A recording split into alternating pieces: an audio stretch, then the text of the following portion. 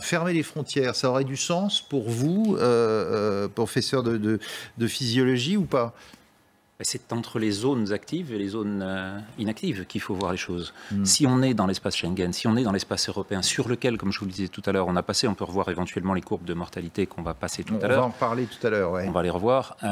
Si on a passé 99% de la vague, partout, un décès en Belgique, 0 décès aux Pays-Bas, 2 décès en Espagne. 14 chez nous. Hein, 2 décès en Espagne qui a reconfiné 17. Tout Barcelone et la Catalogne. Ouais. Pour quelle raison ? Pas tout, hein. Ils ont l'ensemble de ces pays. Lérida, Barcelone, on a vu la même chose en Rhénanie-Westphalie, en Allemagne, au moment des abattoirs Teuris.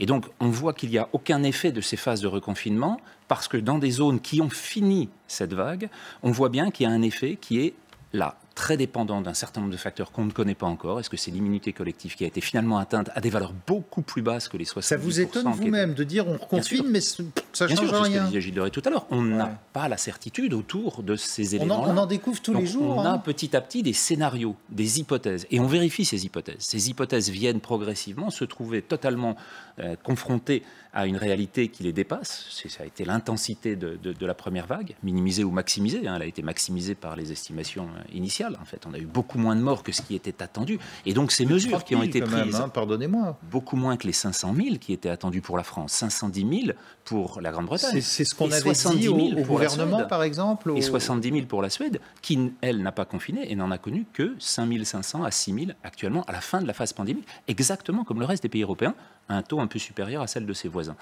Mais par rapport à l'ensemble des éléments, ce qui a été considéré comme le point majeur, qui était celui de la préservation sanitaire coûte que coûte, à n'importe quel prix, finalement, c'est ce prix-là maintenant qu'on va avoir. Et les 70 millions de personnes qui vont passer sous le seuil de pauvreté, ceux qui vont subir les malnutritions et les famines dans le monde entier, puisqu'on a bloqué la moitié de l'humanité quand même. Ça veut dire que sur cet impact-là, on va avoir des conséquences qui seront... Vous êtes en train de nous dire on en a fait trop.